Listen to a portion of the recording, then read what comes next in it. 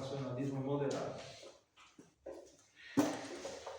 Dado que uma coisa é o filósofo e outra é a filosofia, aquele tem o direito e o dever de submeter-se àquela autoridade que ele mesmo reconheceu como verdadeira. A filosofia, ao invés, não pode nem deve submeter-se a nenhuma autoridade, ou seja, a filosofia, a autonomia da filosofia, né? Quando nós sabemos que a autoridade do magistério da igreja pode se estender a afirmações filosóficas, desde que haja um nexo dessas afirmações filosóficas com o dogma católico. Assim, por exemplo, a afirmação da imortalidade da alma. A imortalidade da alma, o fato como tal, pode ser alcançado pela razão natural, por uma reta filosofia. E os filósofos pagãos chegaram já a certo conhecimento disso, né? Ou seja, a espiritualidade da alma, o fato da alma não morrer com o corpo, que nós chegamos a essa conclusão através da observação da autonomia de sua atividade. A atividade da alma, embora dependa do corpo, ela independe, transcende o corpo. Você pode chegar a raciocínios, etc., sem o auxílio do corpo. Então, dessa autonomia relativa se conclui a sobrevivência da alma depois da morte do corpo, ou seja, a imortalidade da alma. Então, tal afirmação há afirmações de concílios que condenam o anátema que nega isso. Mas é uma afirmação de filosofia natural, por que então o magistério vai intervir nisso? Olha, é muito simples, porque se você negar a imortalidade da alma, não tem como você afirmar os dogmas relativos à vida além do túmulo. Os novíssimos, né? Purgatório, céu, inferno, tudo isso, você não pode chegar assim claramente com a razão natural. Você pode ter uma ideia, mas não é uma coisa clara. Isso é necessário a intervenção da revelação sobrenatural. Mas como há um nexo entre essa imortalidade e os detalhes sobre os novíssimos, etc., então é necessário também que o magistério, que a autoridade do magistério, pelo menos é conveniente, que essa autoridade se estenda a esses pontos naturais. E isso é o que nega esse erro aqui, número 10. Número 11. A igreja não somente não deve nunca ocupar-se de filosofia, mas antes deve tolerar os erros da mesma filosofia e deixar que esta se corrija por si mesma. Sempre essa ideia. Filosofia, filosofia, a filosofia. A filosofia é antila theologia. Afirmação de São Tomás de Aquino, que muita gente aí não gosta. Muita gente aí não gosta disso aí, não. Filosofia, antila teologia. A filosofia é serva da teologia. Por quê? Porque ambas, tanto a filosofia como a teologia, são sabedorias. Certo? Só que uma é de ordem natural, a outra é de ordem sobrenatural. E o Deus é o mesmo.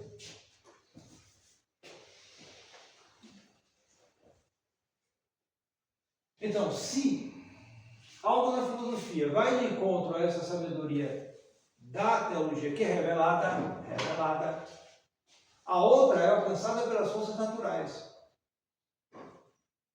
Então, se algo que o homem alcança pelas forças naturais vai de encontro ao que Deus revelou, algo está errado no que o homem fez.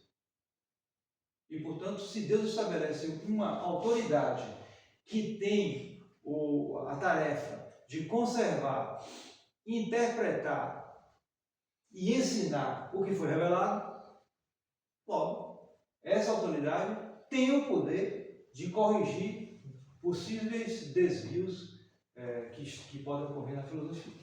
Se você deixar autônomo aqui, você corta o sobrenatural do natural. E a origem, tanto do natural como do sobrenatural, é Deus. Não nos esqueçamos disso. E mais, tanto a verdade natural como a verdade sobrenatural são exteriores a nós. Exteriores a nós. Isso é o que o modernismo vai contra. Quando ele coloca que a verdade sobrenatural, que ele chama suprassensível, né, é algo imanente, está dentro de nós, o modernismo. Né?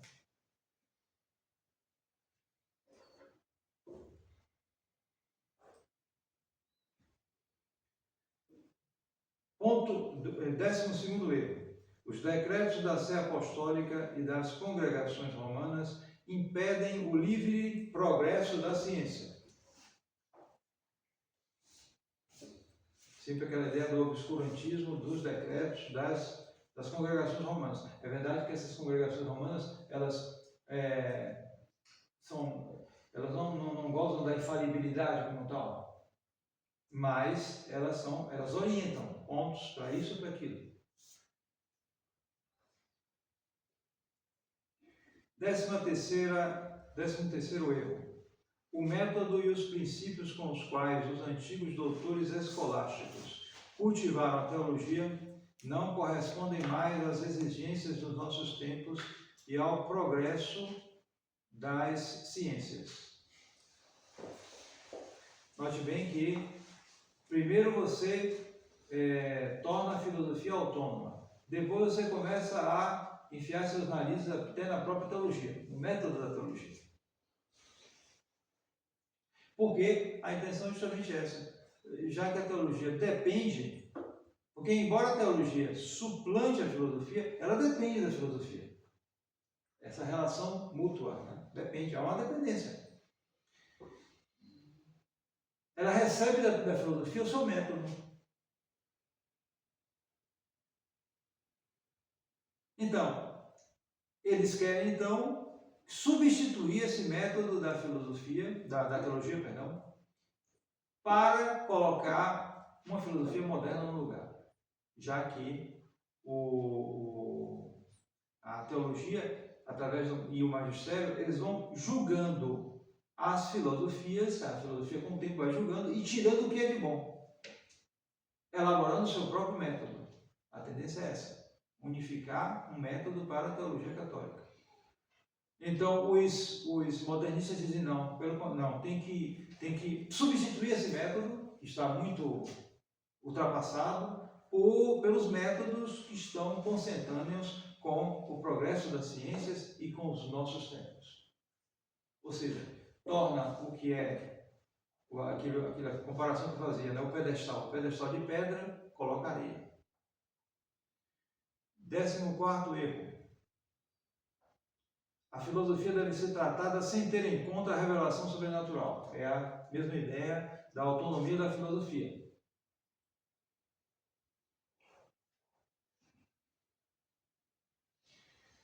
Passemos agora para a terceira seção. Terceira seção de erros. Ela trata do indiferentismo e do latitudinarismo. Então, primeiro erro, 15º erro.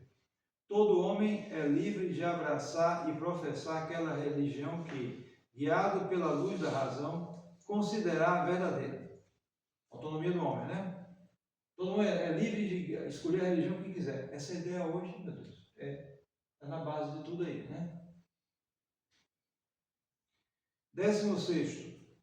Os homens, ao cultuar qualquer religião, podem encontrar o caminho da salvação eterna e conseguir a eterna salvação.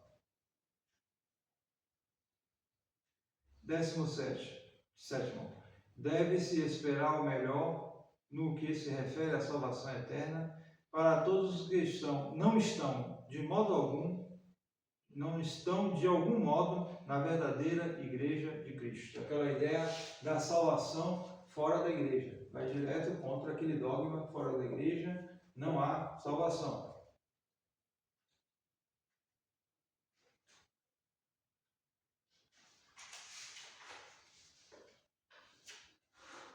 18º erro. O protestantismo nada mais é do que uma forma diferente da mesma verdadeira religião cristã. E nesta, como na Igreja Católica, é possível agradar a Deus. Ecumenismo, simplesmente. Ecumenismo. É o que os hierarcas em geral hoje ensinam por aí. O que o Papa favorece, colocando a estátua de Lutero no Vaticano, né? Ele fez isso, né? Ou João Paulo II fazia, chamando Lutero de Doutor Lutero. Ou Bento XVI fazia, quando foi para a cidade de Lutero, e disse que tinha vindo como peregrino. Por aí vai. Ou seja, aquela ideia de você pegar a religião cristã, né, e incluir os 3 ramos, o protestante, o católico e o ortodoxo.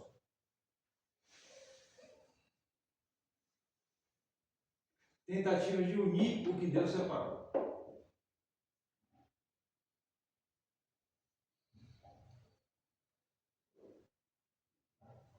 Mas o protestante ele não tem fé, precisa entender isso. Eles se chamam crentes, né? Mas não são crentes.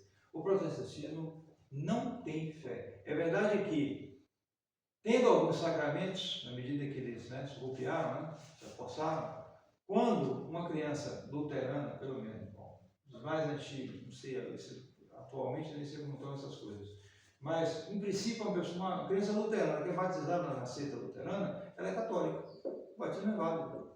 Depois ela vai, infelizmente, perder a fé. Mas ali, no momento, ela é batizada, ela tem a fé, certo? Mas porque é algo católico. Mas depois, quando ele perde a fé e ele aceita a ideia do livre exame, mesmo que ele diga, eu acredito que Deus é um em 3 pessoas, ele acredita pela sua própria opção, pela sua própria opinião. Não é a partir da fé que faz aquilo.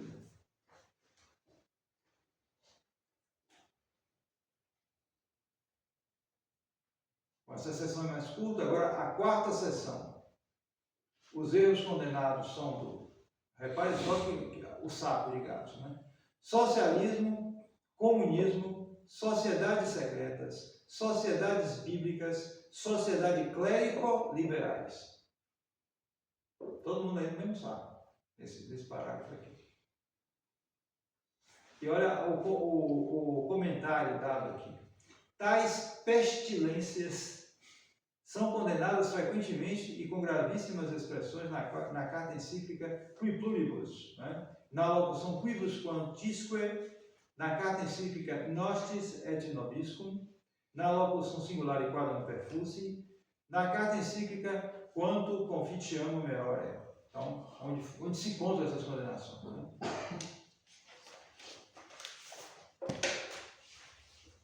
Então ele diz só isso, mas ele não coloca afirmações, ele não coloca erros aqui, curioso, né? Essa 4ª sessão só tem esse comentário aqui. Ele remete, dá referência para esses documentos, mas ele não traz esses erros assim explícitos aqui.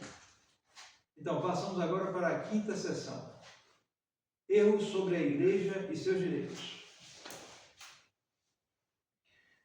19.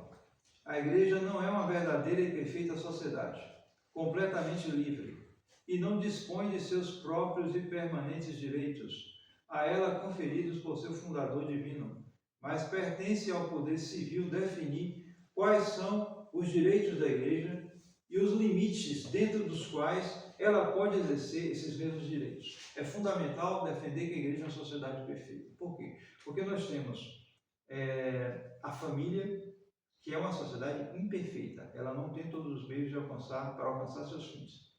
Nós temos a sociedade civil, que é uma sociedade perfeita, que pode alcançar, tem os seus meios, todos os meios para alcançar seus fins. Então, e nós temos a Igreja. Se nós colocarmos a Igreja como uma sociedade imperfeita, a consequência será o quê? O papel dela em relação à sociedade civil será análogo ao papel da família em relação à sociedade civil. Ou seja, a sociedade civil exercerá um domínio grande sobre a família e também exercerá sobre a Igreja. Ora, mas as sociedades civis são diversas. Não existe uma sociedade civil. Existem muitas nos estados diversos. Então a igreja seria uma igreja nacional, consequentemente. Então é preciso entender isso, a igreja é uma sociedade perfeita, visível, seu fim é sobrenatural. Não só isso, né? Quer dizer, é sobrenatural, e portanto suplanta, tem uma importância supereminente sobre a sociedade civil e sobre a família. Relações mútuas existem, mas a finalidade, primeiro, de toda a vida humana é sobrenatural. Quem cuida disso? Sobretudo a igreja. Os outros vão preparar, mas quem dá finalidade e conduz é a igreja, quem dá graça a tudo isso. 20. A autoridade eclesiástica não deve exercitar a função que lhe é própria, sem a permissão e o assentimento do governo civil. Bom, isso aí não é dos erros modernos, não. Isso aí já vem...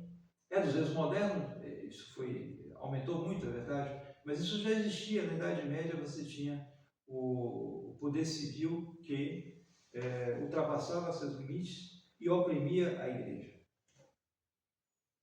Absolutismo. E antes, durante a Idade Média, diversas tendências de imperadores, reis que queriam desprezar os poderes da igreja, por diversas razões, inclusive por dinheiro, simplesmente, muitas vezes, pelas paixões também. Houve casos de reis que largavam suas esposas e se juntavam com outras e publicamente apareciam assim. Então a igreja ameaçava mesmo excomungar o sujeito, baixava o interdito sobre o país todo. Ou seja, paravam as missas no país. Pronto, parava o país. Naquele tempo, era pior que o coronavírus. Parava o país mesmo. Pronto, todo mundo católico. Então o governo se via em apuros. E cedia, muitas vezes, tinha que ceder. 21. A igreja não tem autoridade de definir dogmaticamente que a religião da Igreja Católica é a única e verdadeira religião. Mas, no entanto, já foi definida, né? Isso aí. 22. A obrigação com a qual estão vinculados os mestres e escritores católicos restringe-se apenas àquelas coisas que, pelo infalível juízo da Igreja, são propostas como dogmas de fé a serem acreditados por todos. Ou seja, de acordo com esse pensamento aqui, se um escritor é católico, ele tem a obrigação de, não chegar e negar a ciência da Trindade, ele não deve negar a divindade de Jesus Cristo, mas se ele faz uns romances meio imorais, isso, aquilo, outro, isso não vai diretamente contra o dogma e por aí vai, não. De jeito nenhum. A obrigação é muito maior. O escritor católico não pode se misturar e fazer como outros por aí, certo?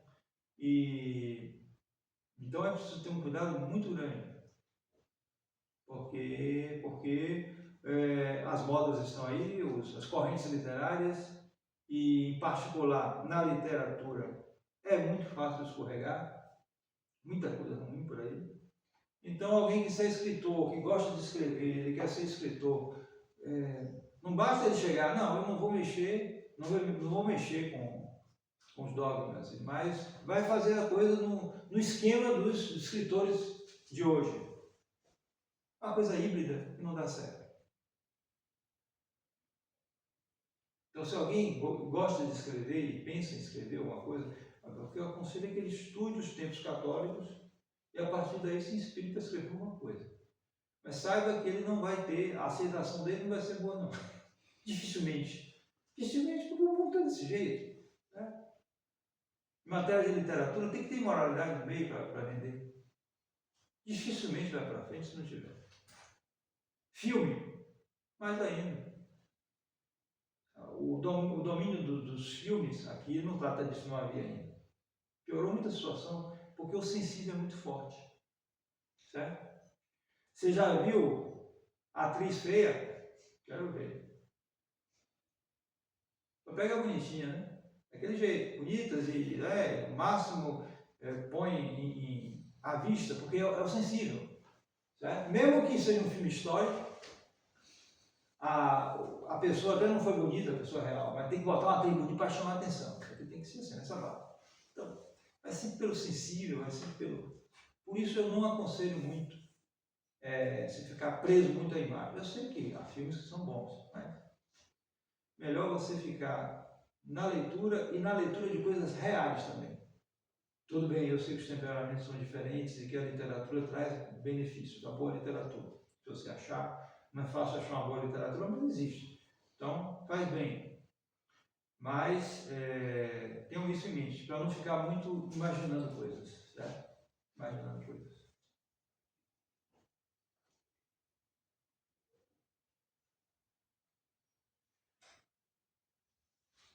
E eu já disse a você que num dos ambientes católicos que eu passei, na tradição, uma coisa que me... um ambiente bom, mas uma coisa que eu não gostei foi que nas conversas dos rapazes, a maioria era sobre filme. Filme católico, não era filme ruim, certo? Filme bom, mas filme. Quer dizer, pessoal, na imagem, entendeu? Geração nova. Geração nova, é assim, vocês todos, nasceram isso aí. Eu menos que vocês, mas também, todos. Herdaram isso aí. Então, a gente tem que fazer todo um esforço para refazer isso. Só vai fazer isso na prática, lendo, estudando, anotando, papel, não ficar esfregando no celular, mas ficar, ó, e tá. Tudo isso você vai refazer. Os estudos teológicos e filosóficos têm que ser feitos nessa base. Tem que ser bem forte isso aqui. Entra muito mais. Tá? Você ficar só na tela não é muita coisa não. Ajuda alguma coisa para pesquisa, ajuda, não se negar. Mas para estudar é preciso isso aqui.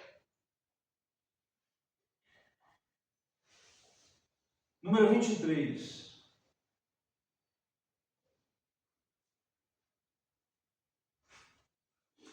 Os pontífices romanos e os concílios ecumênicos ultrapassaram os limites do seu poder, usurparam os direitos dos príncipes e também erraram ao definir as matérias de fé e de moral. Bom, não tem muito comentário do absurdo desse erro aqui, mas somente chamar a atenção esse usurpar os direitos dos príncipes. Os príncipes, influenciados pela maçonaria, se queixaram muito nisso, e ainda se queixavam no século XIX. Foram expulsando a influência da igreja e o resultado, eles mesmos perderam seus tronos. Todos eles. Quase todos eles. E notem bem o detalhe. Afora uma ou outra exceção, todos os países católicos perderam seus reis, ou quase. Enquanto que os protestantes conservaram. Notaram isso? Os protestantes conservaram seus reinos. Esvaziados de sua substância.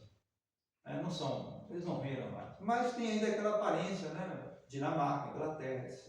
Ainda tem uma certa aparência. Né? Eles, justamente porque o alvo principal era o trono católico. Esses aqui tinham sido destruídos. Uma das poucas exceções foi a Espanha. Mas aí foi todo um processo diferente, né? Porque teve Franco, né? Que restaurou a monarquia, tudo, mas o Juan Carlos o traiu depois. Né? Morreu, ele, ao invés de manter o mesmo governo, ele tornou a democracia liberal. Que ele tinha jurado antes que ele ia fazer isso. Todo uma história muito triste, isso aí. Mas fora isso, a França em especial, né? A França em especial foi o alvo. A monarquia francesa tinha que ser destruída. E foi.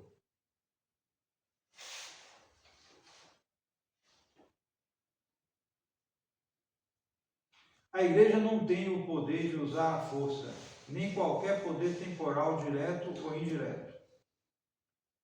Número 25. Além da autoridade que é inerente ao episcopado, existe outra autoridade temporal atribuída pela soberania civil, expressa e tacitamente concedida e então revogável ao seu arbítrio pela soberania civil. Ou seja, você tem uma autoridade do bispo que foi o Papa que lhe deu. Então eles inventam uma outra autoridade que lhes é concedida pela autoridade civil e que pode tirar. E se tirar, ele não tem direitos. Ele fica sem autoridade praticamente. Então, permissão para isso, para o bispo fazer isso, aquilo, outro, é o Estado que dá. Se o Estado tirar essa autorização, o bispo não tem mais direito de fazer isso ou aquilo na sua diocese. Isso é o erro que é justamente erro esse que se espalhou com o josefinismo na Áustria, né? o galicanismo na França, certo? Com aquele sujeito Pombal, né? em Portugal, e outros.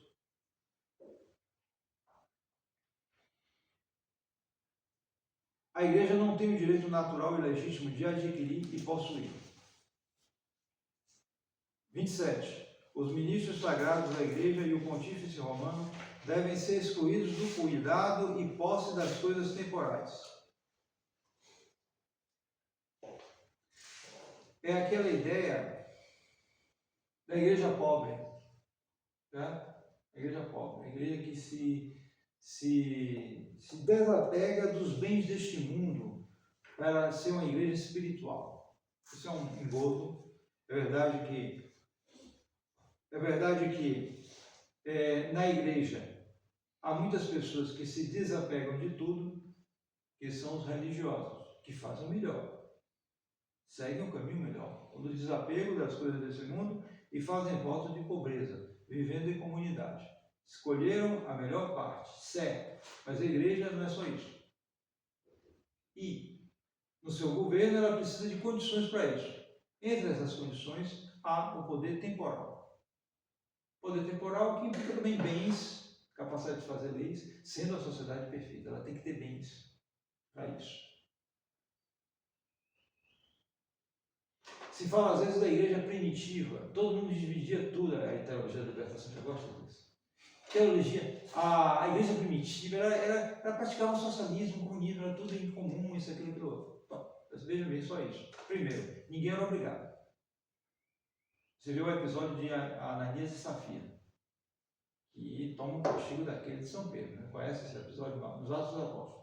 O São Pedro fala uma coisa para Ananias cai duro ali mesmo. Vão levar o sujeito para enterrar. Chega a mulher, mente do mesmo jeito. São Pedro passa um pito nela, ela cai. Olha, seu marido está levando lá para o enterro. Ela cai dura ali e morre também. Então São Pedro diz: você podia vender e tirar, fazer o que você. Ou seja, eles não eram obrigados. O erro deles foi de mentir. Certo? Mentir ao Espírito Santo. Era muito sério. Mas eles podiam tomar, eles não eram obrigados. Então, era um movimento de fervor da igreja primitiva que levou a isso. No entanto, a coisa um tanto parece que exagerou, porque depois eles tiveram que recolher donativos para ajudar a igreja de Jerusalém. Então, o negócio chegou a um ponto que, bom, não andou muito, está entendendo? Então, foi um movimento de fervor inicial. Isso se manteve nas comunidades religiosas, que desde o princípio foram aparecendo. As pessoas que iam viver no deserto, a gente sabe que isso foi desde os começos. Católicos que quiseram se santificar e se afastavam do mundo. Mas havia outros que não. Havia essa distinção. E a igreja depois foi formando suas substâncias, seus bens, né? E ela só não expôs isso desde o começo por causa das perseguições. Porém, logo que ela teve condições, logo que houve o Edito de Milão, que deu liberdade à igreja, né? Então a igreja já foi construindo a primeira basílica de São Pedro e São Paulo. Aqui a gente tem hoje do século XVI e XVII. Foi feita em cima das ruínas da anterior. Essa anterior foi feita onde era o Palácio de Constantino. E tinha mais de 150 altares. Então era uma senhora igreja. Os cristãos já tinham bens e já tinham condições de fazer coisas grandiosas. Tinha mais de 150 altares. A maior parte deles consagrado à Santíssima Virgem. No século IV, a coisa já estava estabelecida. Certo?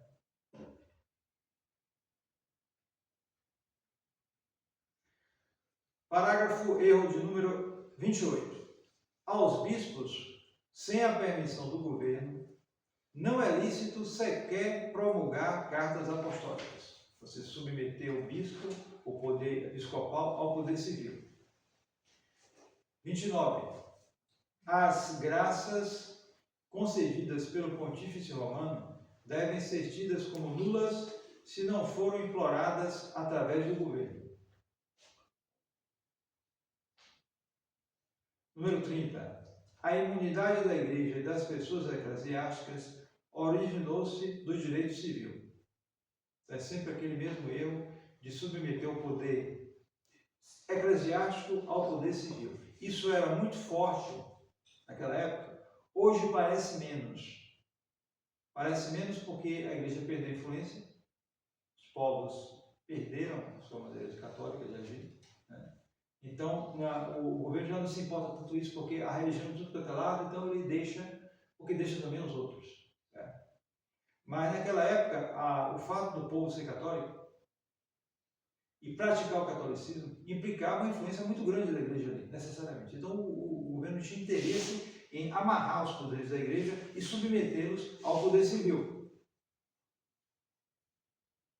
Número 31. O foro eclesiástico para as causas temporais dos clérigos, tanto civis quanto penais, deve ser supresso, mesmo sem consultar a Sé Apostólica e malgrado seu protesto. Ou seja, os clérigos tinham naquela época, tinham um privilégio de serem julgados separadamente do poder civil. Ou seja, a própria Santa Sé tendia a julgá-los. Tinha critérios para julgar quando havia falta disso, daquilo outro. O que mostrava justamente a figura, a posição do clero acima do leigo. O leigo não, o leigo estava submetido à lei do seu país, mas o clérigo estava mais ligado, submetido à lei da Santa Sé, justamente porque ele tinha um grau superior, né, à igreja, tendo recebido a clericatura. Então, eles querem suprimir isso, esse foro eclesiástico, justamente para diminuir a dignidade do clero. Número 32. Sem nenhuma violação do direito natural e da equidade, pode ser abrogada a imunidade pessoal, mediante a qual os clérigos são eximidos do peso de se submeterem e de exercitar-se no serviço militar. O progresso civil, afinal, exige essa abrogação, sobretudo numa sociedade constituída na forma de regime liberal. Então, serviço militar, uma coisa da qual também o clérigo era dispensado. Então, os serviços militares queriam obrigar. Chegaram a uma certa conciliação, pelo menos na França, na Primeira Guerra Mundial, né? E os clérigos, os padres, etc., eu acho que permitiam a eles serem enfermeiros. Porque o padre, a não ser em caso muito de extrema necessidade, para pegar arma, para dar tiro, matar, fazer aquilo, né? Ficava muito bem, né? Então, eles chegaram a essa solução, colocar para cuidar dos doentes, tudo. E aí eles ajudavam muito com os sacramentos também. Ajudavam muito.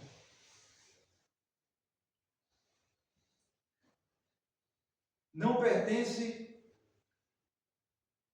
de modo algum, não pertence, afirmação, erro de número 33, não pertence de modo exclusivo à autoridade eclesiástica de jurisdição, por direito próprio e natural, dirigir o ensinamento das disciplinas teológicas. Vocês vejam que isso hoje, de certo modo, você pega o sujeito, o seminarista, e manda para uma universidade por aí, leiga, para estudar isso daqui. Você desprepara o rapaz para isso, né? O ensino da teologia pertence unicamente à igreja. Para começar, a teologia é só católica, né? Você sabe já disso. Teologia de não sei o que, teologia daquilo. Não é teologia. Não é teologia. Então e outra coisa, hoje até a mulher entra para estudar teologia também, né? Não sei. Vai estudar teologia. Os leigos entram, então se torna uma coisa muito avacalhada, né? A teologia é a mais elevada das ciências. É uma ciência e é a mais elevada das ciências. Número 34. A doutrina dos que comparam o pontífice romano com um príncipe livre e que age na Igreja Universal é a doutrina que prevaleceu no período medieval. Ou seja, não é uma doutrina da Igreja, mas é simplesmente uma doutrina medieval. Você reduz, torna a coisa dependente dos tempos. Número 35. Nada veda a que, seja por decisão de qualquer concílio universal, seja por um ato de todos os povos, o sumo pontificado seja transferido do bispo de Roma e dessa mesma cidade a outro bispo e a outra cidade. É um erro isso aí. Papa só o bispo de Roma. São Pedro, quando primeiro assumiu a igreja em Jerusalém, depois foi para Antioquia e finalmente para Roma. Ele morreu ali. Ele morreu e ele era o chefe dos apóstolos. A pedra sobre a qual Nosso Senhor construiu sua igreja. Então, onde ele morreu, se tornou a sé primeira. Então, o Papa é sempre o bispo de Roma. Mesmo que ele seja eleito lá no Japão, está do outro lado, mas ele é bispo de Roma, se ele não puder ir para Roma. Por exemplo, durante o período dos papas de Avignon, mais ou menos quase 70 anos, os papas passaram, se sucederam na cidade de Avignon, no centro da França. Ali se providenciou um território pequeno para o Papa, que era país pontifício, não era a França. Ali eles fizeram um castelo imenso, cujas muralhas, eu acho que era de espessura 3 metros. Espessura, a muralha. Imagina uma muralha, vai daqui até aqui, espessura, acho que uma altura fora do comum. Fizeram um castelo, está lá, tudo lá. Não é mais da Santa Sé, né? Napoleão tomou. E ali eles ficaram, era a Sé romana. Mas o Papa não era bispo de Avignon, ele era bispo de Roma. Bispo de Roma. Roma ficou lá um tanto abandonada, foi um problema, mas enfim, quem era o bispo de Roma estava em Avignon. Era eleito em Avignon, mas era bispo de Roma. Assim, o Papa só pode ser bispo de Roma.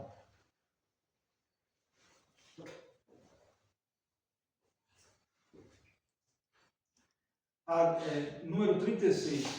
A decisão de um concílio nacional não admite nenhuma outra discussão, e a administração civil também pode exigir a coisa nestes termos. Submeter a ideia do regalismo, do conciliarismo, dos concílios nacionais, tudo isso, né? Número 37.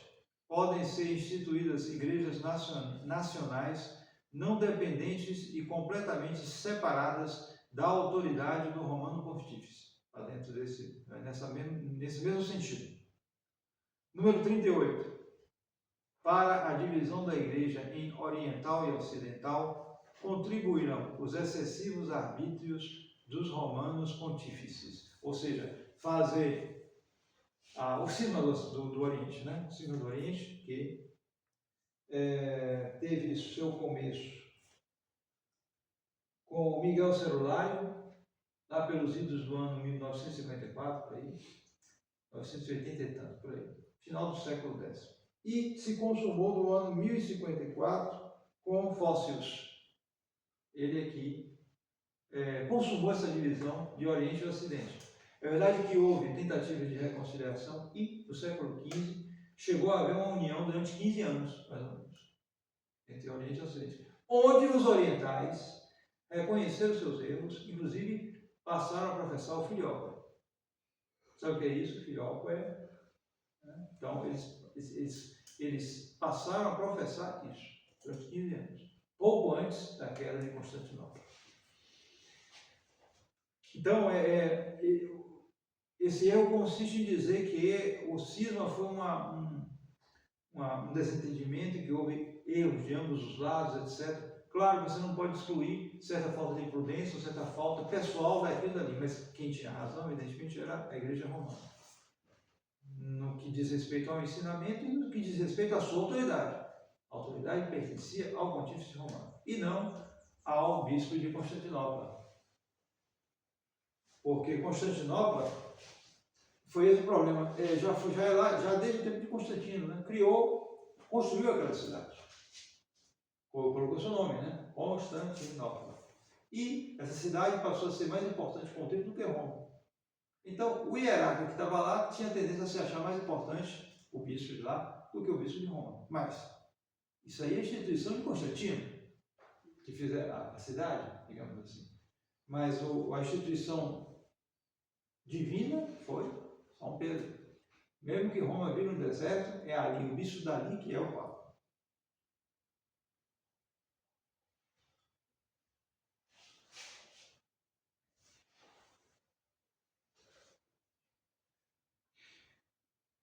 Nós entramos agora na sexta sessão, que trata dos erros da sociedade civil, considerada em si mesma e nas suas relações com a igreja. Então, note bem que na parte anterior foi sobre a igreja e seus direitos. Todas as proposições condenadas vão contra os direitos da igreja, ou sobre a natureza da igreja. Agora nós veremos os erros sobre a sociedade civil e também das suas relações com a igreja. Número 39. O Estado, como origem e fonte de todos os direitos, desfruta de direito total, não circunscrito por limite algum. Sempre o estatismo, né? Está aqui o estatismo, né? O Estado dominando tudo. E sendo origem e fonte do poder. 40. A doutrina da Igreja Católica é contrária ao bem e às vantagens da sociedade humana. Número 41. Ao poder civil, ainda que exercido por um soberano infiel, compete um poder negativo indireto nas coisas sagradas. Portanto, lhe diz respeito não apenas o direito assim chamado exequatur, mas também o direito a apelaciones, conhecido como abaguso. São direitos que eram concedidos, eram costumes que haviam nos determinados governos civis de autorizar essa ou aquela ação da igreja. Isso foi causa de disputas, né? A igreja às vezes tolerava isso, mas aqui se diz como um princípio, né? Ele tem um poder, mesmo sobre as coisas sagradas, um poder indireto. Esse é o erro condenado. Número 42. No conflito entre as leis dos dois poderes, prevalece o direito civil. O direito civil acima do direito divino. Esse é o chamado novo direito, né? Surgiu depois do protestantismo, em ambiente protestante, e foi aumentando.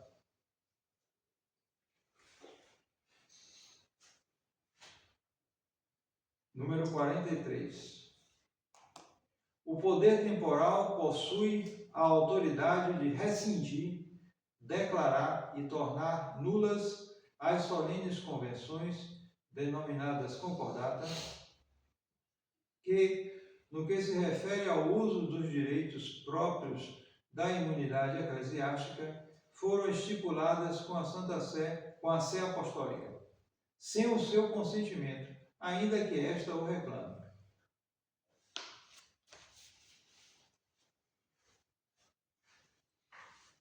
Número 44. A autoridade civil pode imiscuir-se naquilo que diz respeito à religião, aos costumes e ao regime espiritual. Pode, então, julgar em ordem as instruções que os pastores da igreja publicam como regra de consciências, em base ao seu ofício. Pode também decretar a respeito da administração dos sacramentos e as disposições necessárias para recebê-los. Imagine a autoridade civil se metendo aí nas disposições de quem pode ou não pode receber os sacramentos. Mas você sabe, em certos lugares chegou um pouco a isso. A gente tem, por exemplo, na Áustria, como é o nome? É o José Finito, me parece.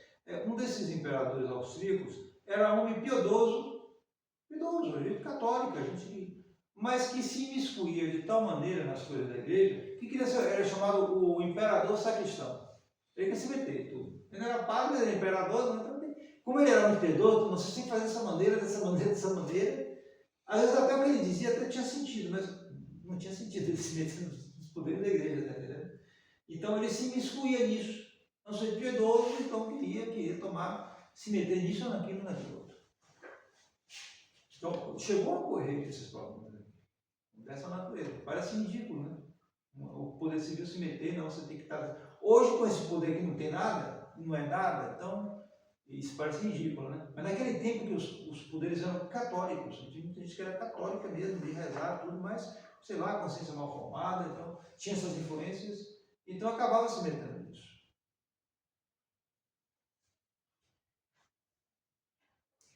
Número 45. Todo o regime das escolas públicas, nas quais se educa a juventude de qualquer estado cristão, feita a exceção apenas de algum modo aos seminaristas diocesanos, pode e deve ser atribuída à autoridade civil, de tal modo que não seja reconhecido a qualquer outra autoridade nenhum direito de imiscuir-se na organização das escolas, no regulamento dos estudos, na colação de graus e nas escolhas e aprovações de professores. É todo o problema da educação que está é a menina dos olhos das sociedades secretas, de todos os inimigos de Deus, para perder, para que as pessoas percam a fé, a educação, que se torna deseducação. Eles encarniçadamente procuraram se apossar dela, procuraram controlá-la. E como a igreja tinha esse poder, desde lá a Idade Média, ela foi conquistando esse poder. A classe culta era a classe clerical, no começo era só isso. Não havia. Os bárbaros não tinham, eram analfabetos. Você tinha reis e príncipes que eram analfabetos. Os padres é que sabiam, os bispos, etc. Depois isso foi mudando, e foi com o tempo, com o Renascimento, foi surgindo uma classe culta leiga. O que se vê não era errado, certo? Mas o problema é quando eles vão crescendo, vão subindo fora da influência da igreja.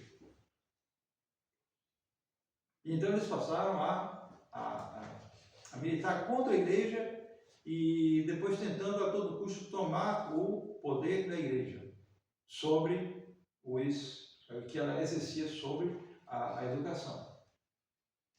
Todo o problema dos jesuítas foi, em grande parte, centrado nisso. Os jesuítas eram os professores das classes privilegiadas. Portanto, eles tinham, em grande parte, o futuro nas mãos. E por isso, tanta intriga que fizeram com os jesuítas.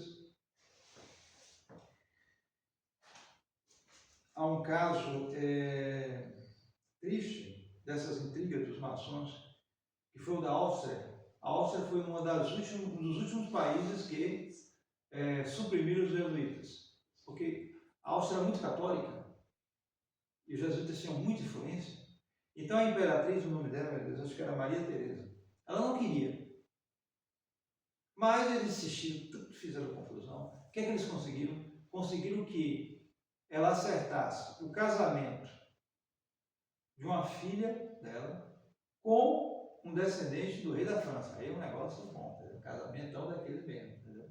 Era muito do interesse da Áustria casar com a França, que era mais poderosa, tudo, contanto que suprimisse os jesuítas. Fizeram uma arte assim que ela acabou aceitando. Então, quem foi a filha dela que casou? Maria Antonieta. E o rapaz que casou com ela, Luís XVI. Ambos acabaram por conjuração da maçonaria, né, sendo degolados anos depois. Entregaram os jesuítas no prato e acabaram também perdendo suas cabeças, os pobres. Né?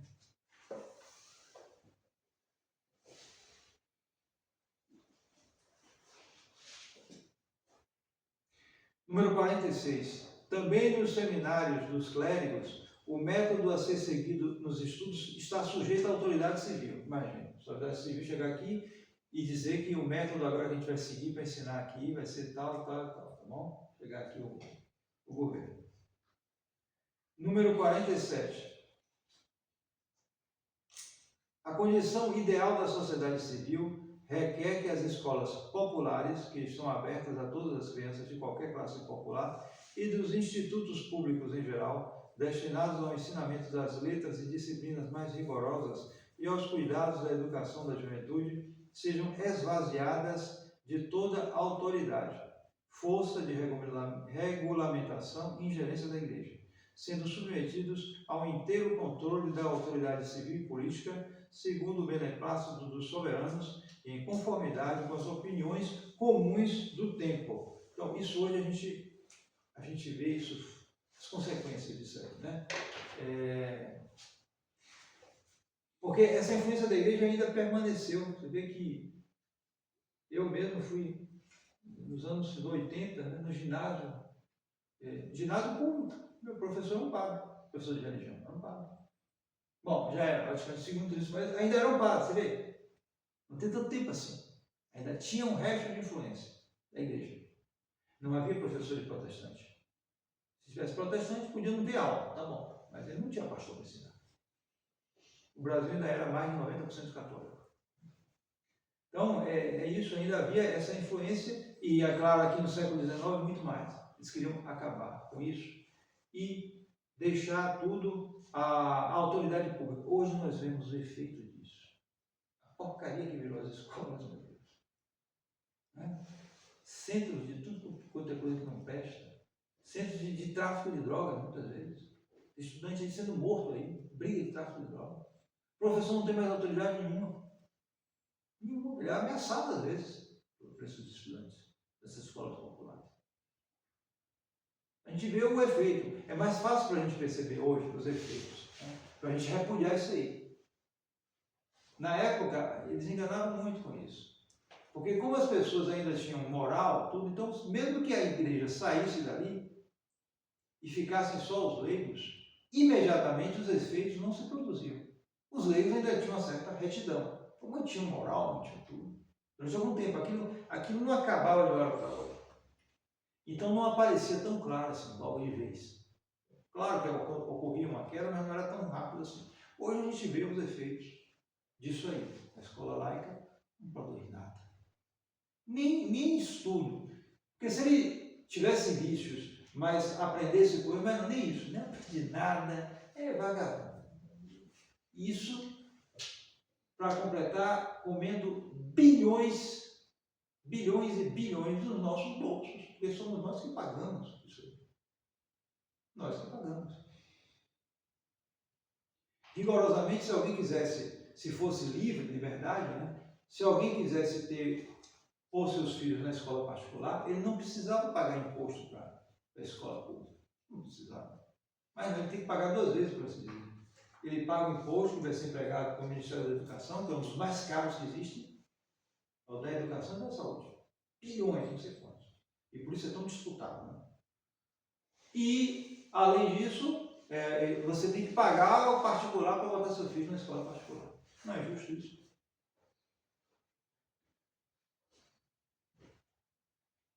Antigamente, bastava ter um que soubesse ensinar, ponto final. Hoje é toda essa estrutura, tudo desnecessário. Né?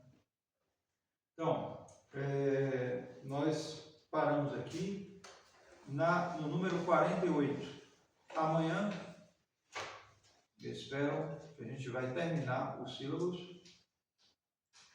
Não sei se vai dar para entrar no outro documento, que é já do Vaticano I, né? Mas eu espero pelo menos terminar os sílabos. Os sílabos eu quero ler inteiro, pelo menos esses dois documentos. Já lemos o primeiro, porque esse é o inicial e é muito importante, então vale a pena ler todo o conteúdo dos sílabos.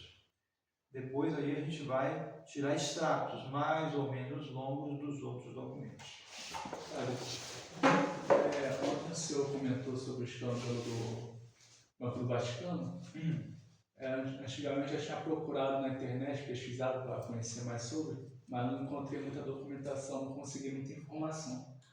Aí você vai poder explicar rapidinho como é que... Não, esse escândalo aí a gente tem que procurar as fontes, porque está relacionado com a morte de João Paulo I. Há um livro famoso, discutido, por um inglês chamado David Yallop, eu vou falar, Em Nome de Deus, onde ele conta todas as artes que fizeram para dizer e matar João Paulo II. Tá? Dependente de tudo isso. João Paulo II foi contra as corrupções que haviam lá. João Paulo II era um sujeito já do Vaticano II, é verdade, mas ele tinha honestidade. Você vê o que eu estou dizendo a você, os efeitos não se produzem de uma hora para outra. Em 78, muita gente tinha algo. Ele era um bispo que tinha princípios, então ele viu aquilo, ele se pôs contra toda aquela corrupção. Ele chegou a enfrentar o Marcinkus, que é um dos principais lá que estava promovendo isso, foi posto para fora, e foi encontrado morto de uma maneira misteriosa. Então tudo isso estava envolvendo todas essas atividades. Bom, isso aí você pode encontrar, deixa eu ver, nesse livro de Yallop, certo? David Yallop, Em Nome de Deus. E pode também encontrar, deixa eu ver, onde é que eu posso encontrar isso? Há um livro, bom, aí em outras línguas, esse é em português. Em português não tem nenhum na minha cabeça agora para dizer a você, está entendendo? Em outras línguas eu posso encontrar outros, mas esse é importante, esse está em português. David Yallop. Eu vi um resumo em outra obra sobre isso, se baseou nela, está entendendo? Esse inglês fez uma obra impressionante sobre esse assassínio de João Paulo I. Ligado a isso, esses escândalos do Banco Ambrosiano. A reportagem também em 30 dias, certo? Na revista 30 dias, mas bom, aí sabe como é um pouco, você tem que fazer a média aí, porque não sei até que ponto. Até hoje, muita coisa misteriosa. Porque essa gente era pertencente à maçonaria, havia listas da maçonaria. Há artigos do Sim Sim Não Não sobre isso. Aí são mais confiáveis. Artigos do jornal Sim Sim Não Não sobre esse problema. Em nome do Pai, do Filho e do Espírito Santo. Amém. A Maria concebida sem pecado. Nós que recorremos a vós. Maria concebida sem pecado. Rogai por nós que recorremos a vós. Maria concebida sem pecado. Rogai por nós que recorremos a vós. São José, Rogai por nós. do Pai, do Filho e do Espírito Santo. Amém.